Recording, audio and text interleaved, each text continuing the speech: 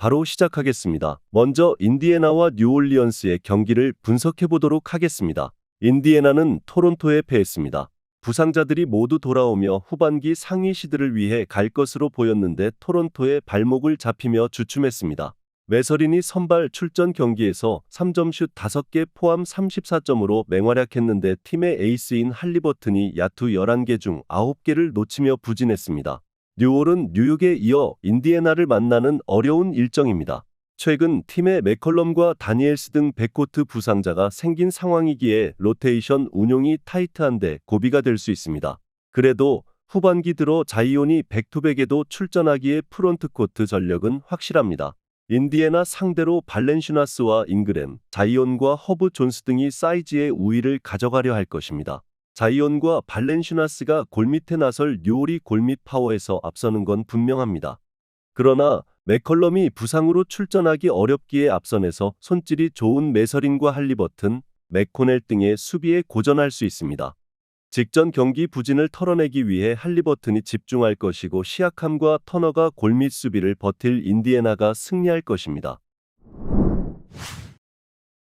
다음은 토론토와 댈러스의 경기를 분석해 보도록 하겠습니다. 토론토는 인디애나 원정을 승리하고 후반기 상승세를 이어갔습니다. 외곽이 좋은 인디애나 상대로 외곽을 압도한 것이 인상적이었습니다. 반즈는 21점에 그쳤지만 트리플 더블을 기록했고 가브리엘 딕과 바렛, 퀴클리가 높은 성공률로 외곽을 폭격했습니다. 점차 팀이 안정을 찾아가는 모습입니다. 댈러스는 클불에 이어 토론토를 만나는 백투백 일정입니다. 그러나 무릎 부상으로 당분간 결장하는 백코트 자원 단테 엑섬을 제외하면 부상자 없이 풀 전력으로 나설 수 있습니다. 하더웨이를 비롯한 벤치 득점 지원이 줄긴 했지만 가포드와 클레버가 출전 시간을 충분히 가져가며 높이는 좋아졌습니다. 돈치치와 어빙은 백투백에도 30분 이상을 출전할 수 있습니다. 토론토는 트레이드 데드라인 이후 반즈를 중심으로 바렛과 퀴클리 등 젊은 팀으로 변신하고 상승세를 타고 있습니다. 올리닉과 아그바지 등 새로 가세한 선수들도 잘해주고 있습니다. 그러나 어빙과 돈치치가 주전 구간에서 확실하게 리드를 벌릴 댈러스 상대로는 화력이 떨어집니다. 백투백이지만 전력의 우위를 살릴 댈러스가 승리할 것입니다. 다음은 미네소타와 멤피스의 경기를 분석해 보도록 하겠습니다. 미네소타는 세난에 이어 멤피스를 연달아 상대하는 백투백 일정입니다. 그러나 홈 연속 경기고 서부의 최하위권 팀을 만나기에 그리 부담은 크지 않습니다.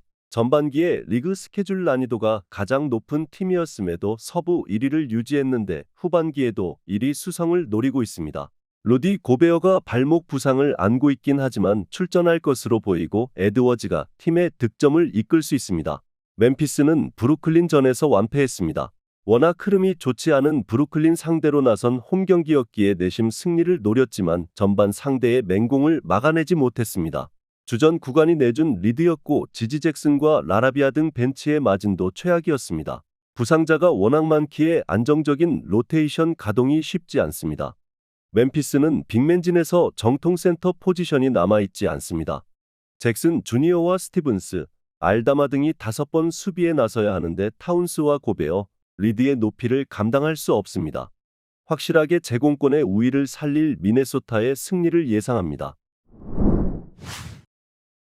다음은 시카고와 클리블랜드의 경기를 분석해 보도록 하겠습니다. 시카고는 디트를 상대한 데에 이어 클리블랜드를 백투백으로 만납니다. 단, 이동거리가 없는 홈 연전이고 최근 플레이인 토너먼트 진출 경쟁을 하고 있기에 여유를 부리지 않을 것입니다. 패트릭 윌리엄스와 크레이그 등 포워드 자원들이 나란히 부상으로 빠진 점은 아쉽지만 카루소와 도순무 등 스윙맨 수비가 가능한 선수들이 수비에서 힘을 내고 있습니다. 클불은 보스턴이 독주하는 동부 컨퍼런스에서 현실적으로 2위를 노리고 있습니다. 필라는 엠비드, 뉴욕은 줄리어스 랜들과 아누노비 등이 부상으로 장기 결장하며 주춤하고 있기에 디비전 라이벌인 미러키를 넘어야 합니다. 그러나 이번 시즌 퍼포먼스만 보면 미러키에 전혀 밀리지 않습니다. 미첼이 돌아와 갈란드와 올스타 백코트를 구축했고 알렌이 버티는 골밑도 든든합니다. 시카고는 이번 시즌 기량 발전상의 강력한 후보인 코비 화이트를 비롯해 드로잔과 부세비치 등 주전 구간의 득점이 좋습니다. 그러나 부세비치는 알렌과 모블리를 동시에 상대해야 하고 화이트는 미첼의 존재가 그리 편하지 않습니다. 모블리와 르버트 등이 사이즈의 우위를 가져가며 상대 페인트 존을 공략할 클리블랜드가 승리할 것입니다. 다음은 덴버와 세크라멘토의 경기를 분석해 보도록 하겠습니다. 덴버는 골스 원정에서 기분 좋은 역전승을 거두며 서부 1위를 향한 질주를 이어갔습니다. 후반기 들어 확실하게 승률을 끌어올리고 있는데 골스 상대로는 주전 구간이 경기를 압도했습니다. 32득점 16어시스트 16리바운드로 트리플 더블에 성공한 요키치가 왜 본인이 MVP 레이스 1위인지를 증명했고 부상에서 돌아온 머레이의 야투감도 절정이었습니다. 보스턴과 더불어 리그에서 가장 강력한 주전 구간을 보유했기에 어느 팀 상대로도 승리를 노릴만 합니다. 세크는 홈에서 열린 마이애미 전에서 패하고 원정길에 올랐습니다. 클리퍼스 원정을 승리하고 서부 5위 자리로 올라갔었는데 한 경기 만에 다시 순위가 하락했습니다.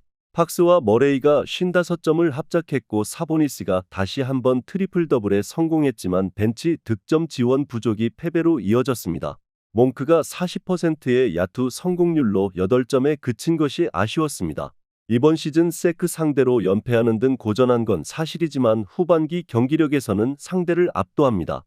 특히 요키치가 컨트롤 타워 역할 외에도 공격 상황에서 더 적극적으로 나서기에 사보니스와 라일스 등 상대 빅맨진을 공략할 것입니다.